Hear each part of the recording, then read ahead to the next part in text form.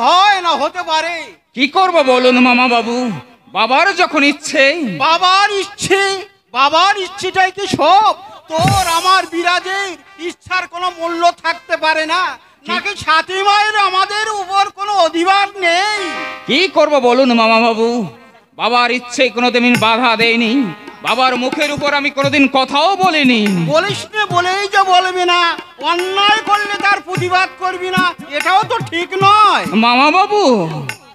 এখনো সময় আছে, ছাতির মুখের দিকে তাকিয়ে তোর বাবার এই অন্যায়ের বিরুদ্ধে প্রতিবাদ কর। আমি প্রতিবাদ করলেই বাবা যদি আমার সমস্ত সম্পত্তি থেকে বঞ্চিত করে, স্বরাজ মাথা গরম করে যদি আমাকে ত্যায্য পুত্র করেন। স্বরাজ, তোর এত লোভ! মামা বাবু, বাবার সমস্ত সম্পত্তির লোভে নিজের মনুষ্যত্ব বিসর্জন দিয়ে যে কাজ তুই করতে চলেছিস। মামা বাবু, আপনার সঙ্গে কোনো কথা বলে লাভ নেই, আমি চললাম। কোথায়? ওর জানতে। স্বরাজ, আপনারা যখন এই মহাযজ্ঞের বিরোধিতা করছেন তখন পুলিশি ব্যবস্থা না করলে তো নয়। না, তার কোনো প্রয়োজন নেই। আমার কথার অবাধ্য হয় না স্বরাজ। আইস্থার বিরুদ্ধে চলার চেষ্টাটুকু করো না। দুর্গাচরণ ঘোষাল, মামাবাবু ভাষা হারিয়ে ফেলেছেন। বিরাজ, ঘোষাল বাড়ির মেয়ের বিয়ে আলো জ্বলবে না, আত্মীয় কুটুমে বাড়ি মুখরিত হবে না, এটা মামাবাবু কি করে মেনে নেবেন? তাই বিরাজ, চুপ করো বাবা, চুপ করো। না না মামাবাবু, আজ আর আপনি আমাকে চুপ করতে বলবেন না। আমি ভাবছি এটা বিয়ে বাড়ি না শ্রাদ্ধ বাড়ি। বিরাজ, আমাকে ধমক দিয়ে থামাবার আগে তুমি একটু মনে করো তো দাদা, সেদিনের কথা। মা মারা যাওয়ার পর আমাদের সাথী যখন খেতে চাইতো না, তুমি তাকে কত আদর করে খাওয়াতে। সে যেদিন ঘুমাতো না, তুমি কি পারতে ঘুমাতে? কোনোদিন কোনো অভিমানে যদি তার চোখের জল পড়তো, তার চোখের জল মোছাতে তুমি কি অধীর হয়ে উঠতে না? বিরাজ, তার খেলের খুশিতে আমাদের সেই আদরের বোনকে বিয়ের নামে বলি দিতে চাইছে, তবুও কি তুমি নীরব থাকবে? হ্যাঁ, আমি নীরব থাকবো। দাদা, ওরে বিরাজ, তোর দাদা পুলিশ অফিসার হলে কি হবে? স্বার্থের আশায় অন্ধ মোহের খাঁচায় বন্দি। দুর্গাচরণ, আমার সামনে দাঁড়িয়ে গিয়ে তুমি স্বরাজকে অপমান করছো। যে কথা বললাম সে বিচার করার মধ্যে বড় ভাগ্নের আছে। দুর্গাচরণ, তুমি তো জানো ভায়া, সত্য কথা বলতে, সৎ পথে চলতে আমি মেয়েটাও ভয় পাই না। তাছাড়া তুমি যেটা করতে চাইছো সেটাই বাস্তবে পরিণত হবে। কারোর অনুরোধ আমি শুনবো না, কারোর বাধা আমি মানবো না। মানবে কি মানবে না?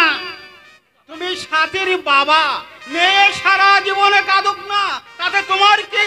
তোমার জিদ বজায় থাকলেই হলো। দুর্গাচরণ, মা মোরা মেয়ে অনেক কষ্টে মানুষ করেছি।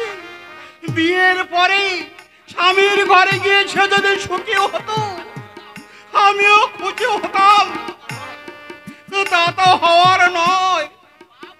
বাপ হয়ে তুমি যখন জল্লাদের ভূমিকা নিয়েছ, তখন তখন আমার আর কি করার থাকতে পারে?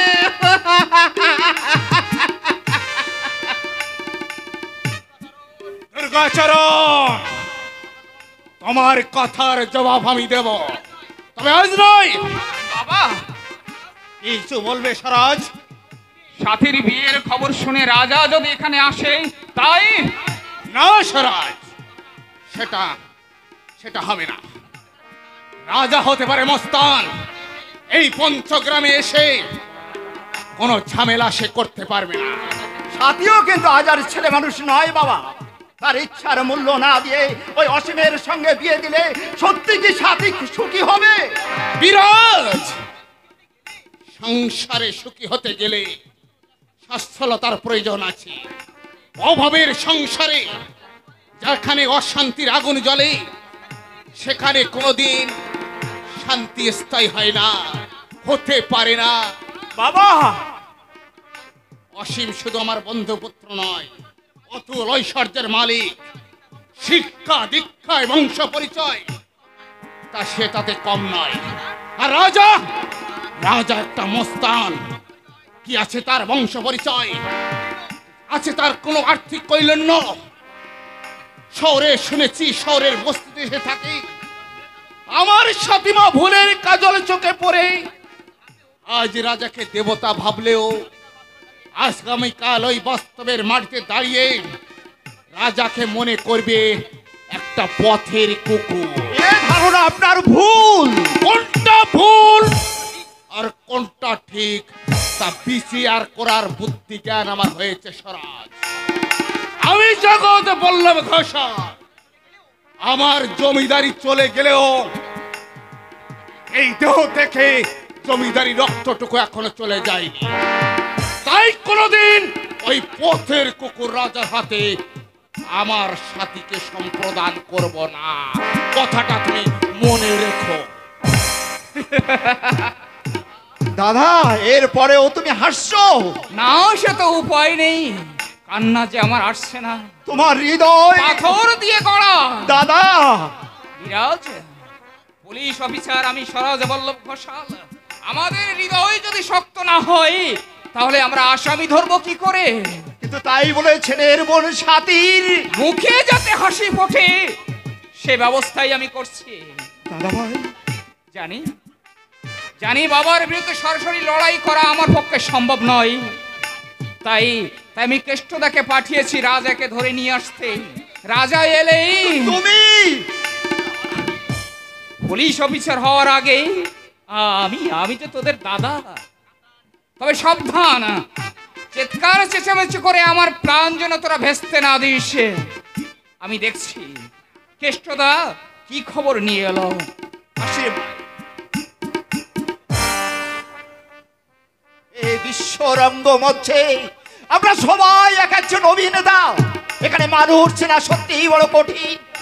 যে দাদাকে এতক্ষণ মনে হচ্ছিল স্বার্থপর, সেই দাদাকে এখন মনে হচ্ছে দেবতা।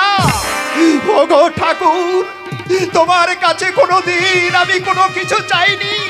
আজ আমার স্নেহের বোন সাথীর জন্য আমি তোমার কাছে প্রার্থনা করছি, তার মনে শান্তির জন্য। এ কালের প্রতিবাদের প্রতীক ওই রাজাকে তুমি হাজির করো, ওই বিয়ের আসরে তাকে হাজির করো।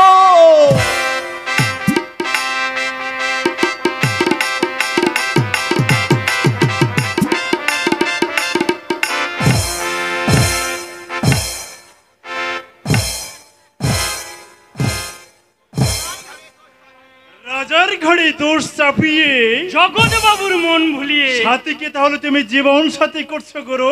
মাইরে গুরু, তোমার কি যে বুদ্ধি! এজন্যই কলেজের সবাই তোমায় গুরু বলে। বাঁচো বেশ গুরু। পল্টু, একদম। আমি যা কিছু করছে সব তোদের জন্য করছে। তাই নাকি? আমরা তোরা হচ্ছিস আমার দুহা। তোদের সুখ আমার সুখ, তোদের মনের শান্তি আমার শান্তি। ওরা খুশি হলেন আমি খুশি। গুরু, সাথীকে জীবন সাথী করে রাখবে কোথায়? মেচেও তো জায়গা হবে না, বাড়িটাও তো বিক্রি করে দিয়েছো। ওসব আলোচনা এখন থাক।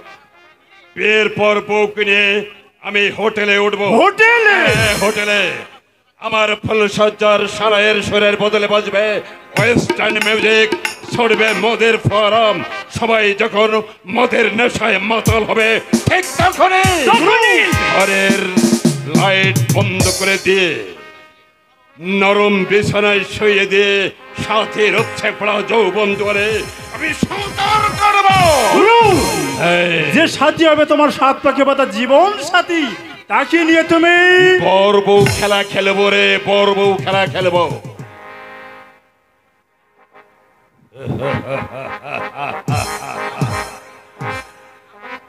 এখন ওর অহংকার চূর্ণ করে দিয়ে জাগে।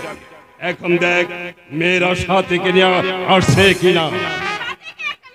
সামনে আনতে কারো দরকার হয় না। তুমি আমি আমাকে দেখে অবাক বিস্ময়ে তাকিয়ে না থেকে এখান থেকে এই মুহূর্তে বেরিয়ে যান। সাথী তুমি আমার জীবনে, সাথী তুমি আমার মনে, সাথী তুমি আমার জীবনে, সাথী তুমি আমার মনে। ও সাথী রে সাথী রে সাথী রে। এই যে ম্যাডাম, বিদায় নেব তোমার গাঁড় ছাড়া বাঁধার পর। সেই সৌভাগ্য তোমার হবে না অসীম সিংহ। রাজা রাজা, আমাকে শয়তানদের হাত থেকে বাঁচাও রাজা। বাঁচাবো বলেই তো আমি এখানে ছুটে এসেছি সাথী। জানো রাজা, জানো তোমার নামে নিন্দে করে বাবার কাছে সাধু সেজে আমাকে বিয়ে করবে বলে।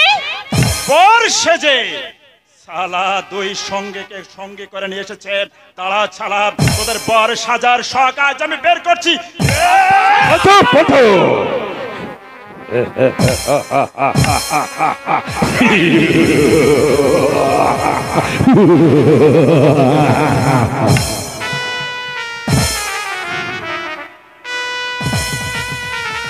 এই ব্যাপার রাজা বাবু, পিস্তল দেখে প্রাণ পাখিটা উড়ে যাওয়ার ভয়ে থমকে দাঁড়িয়ে গেলে কেন? এসো, এগিয়ে এসো। আবে কি হলো রে রতন? টপচানকে বল গুলি চালাতে।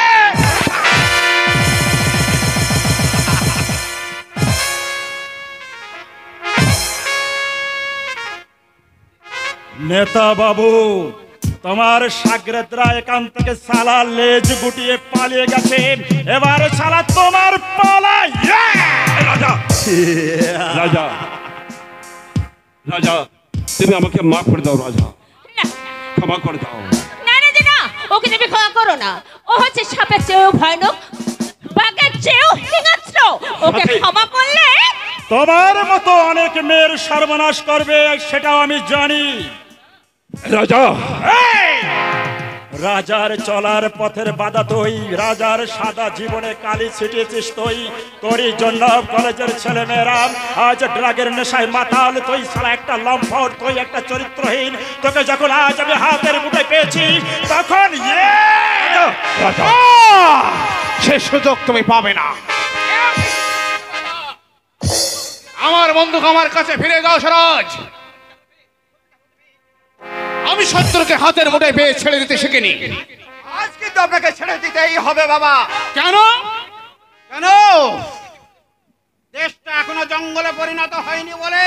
দুর্গাচরণ, গোসাল মশাই, আইন তুমি নিজের হাতে তুলে নিতে পারো না।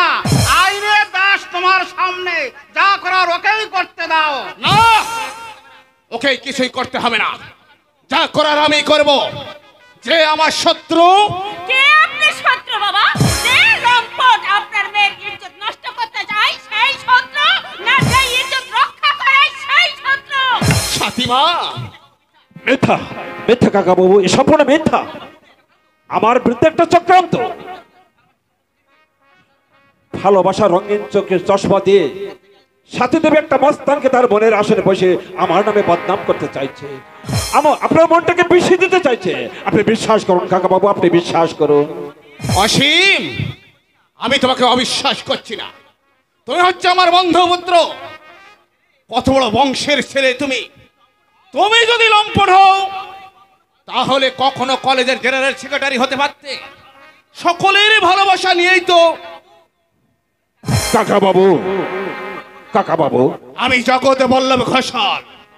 সকলেই তোমাকে চিন্তায় ভুল করলেও আমি করব না। সাথীকে আমি তোমার হাতেই তুলে দেব। নিশ্চয়ই দেবেন। আপনি যেমন সাথীর বাবা, আমি তেমন পুলিশ অফিসার।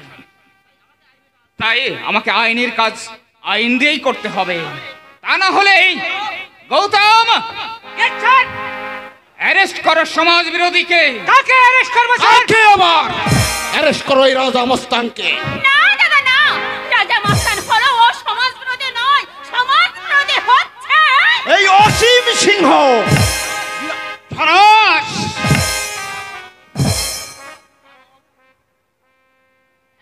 হ্যাঁ মামা বাবু, আমি গোপনে তদন্ত করে জেনেছি কলেজ ইউনিয়নের পান্ডা বাবার টাকার জোরে রাজনৈতিক নেতাদের ছত্র ছায়ায় থেকে বহু কুকর্মে লিপ্ত, বহু রেপ কেসের আসামি। তাই আমি এটাও জেনেছি কলেজ স্টলের মাঠে সাথীকে যে ইজ্জত নষ্ট করতে চেয়েছিল সে প্রমাণও আমি পেয়েছি। তাই আমি বাধ্য হচ্ছি ওকে অ্যারেস্ট করতে। গৌতম নিয়ে এসো ওকে। বাবু, আপনি আমাকে বাড়িতে ডেকে এনে এইভাবে অপমান করাটা কিন্তু ঠিক হচ্ছে না। মোটেই ভালো দেখাচ্ছে না বাবাজি। বর হয়ে এসে কোথায় বউ নিয়ে ঘরে যাবে তা নয়, সিঁড়ি ঘরে যাচ্ছ। ছি ছি ছি ছি, কলেজে মুখ দেখাবে কি করে, লজ্জার কথা। মামা বাবু, বাবাজি পুলিশ যতই ভালো কাজ করুক জনগণের শোকে সেটা তো খারাপের কাজ, তাই নয় কি?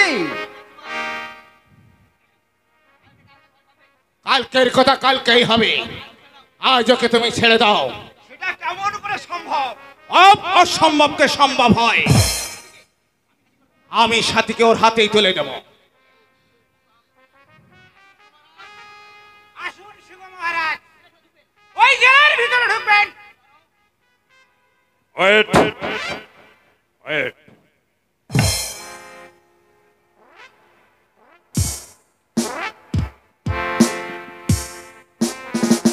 কাকা বাবু, এই সারাজ বাবু আমাকে বেশিক্ষণে আটকে রাখতে পারবে না।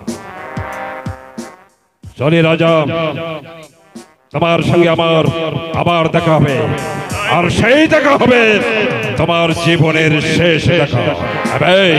চলো দেখে আসি তোমাদের খাঁচা কি দিয়ে তৈরি।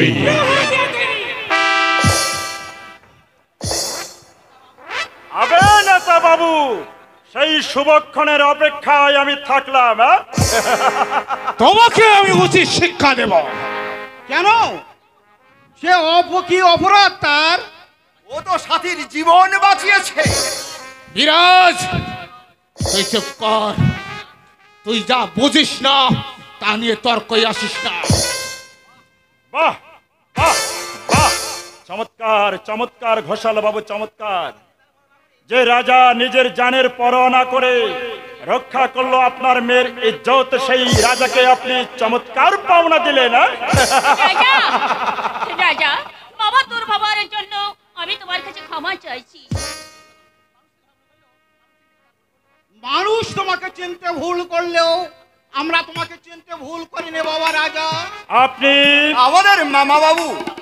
বাবা রাজা, হ্যাঁ বলুন। তুমি কি পারো না আমার এই সাথীমাকে ওর বাবার হিংস্র কবল থেকে রক্ষা করতে?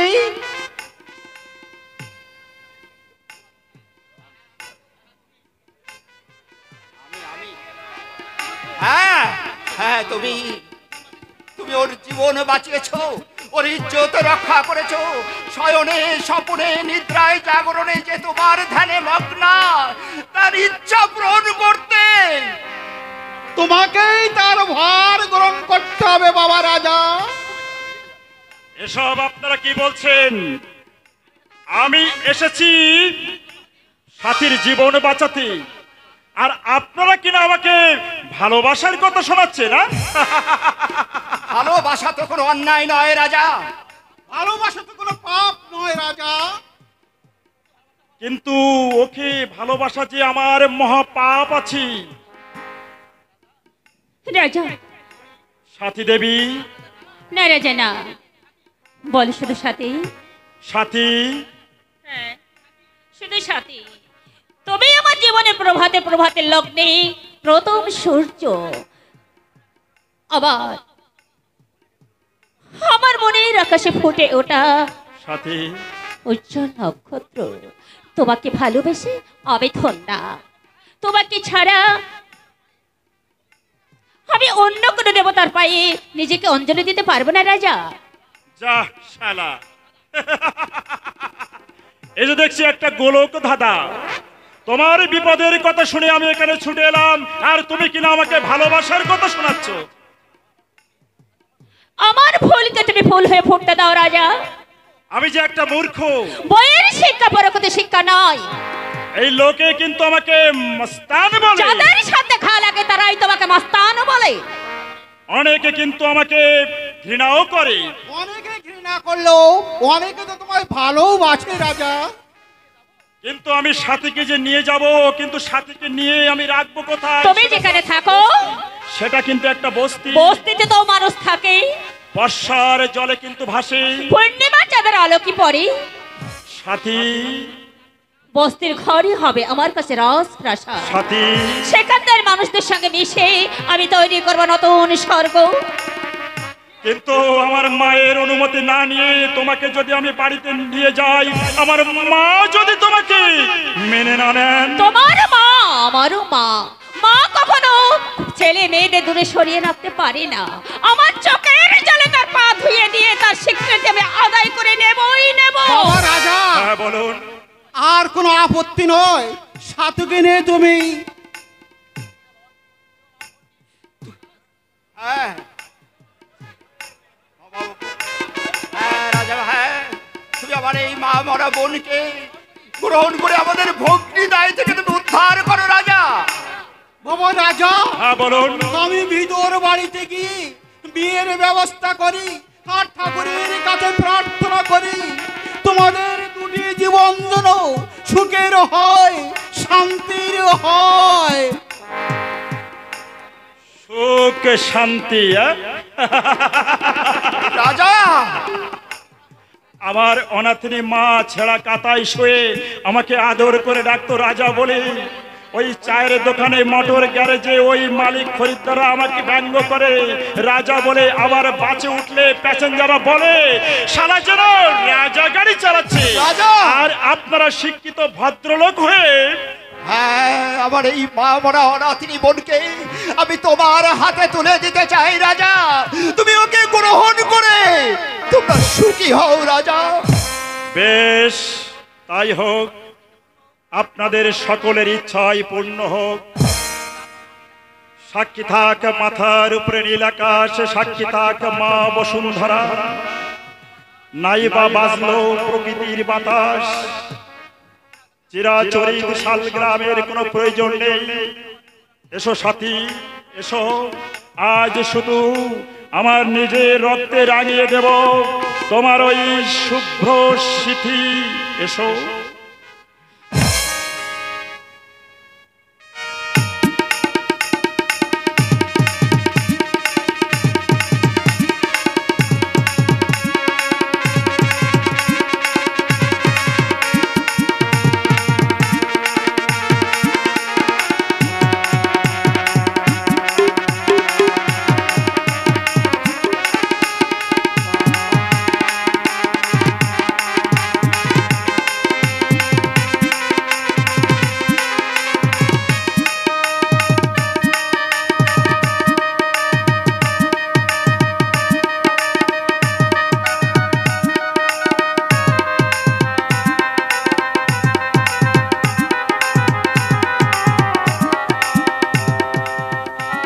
শপথ করলাম, আজ থেকে আমি তোমাকে দিলাম স্ত্রীর স্বীকৃতি।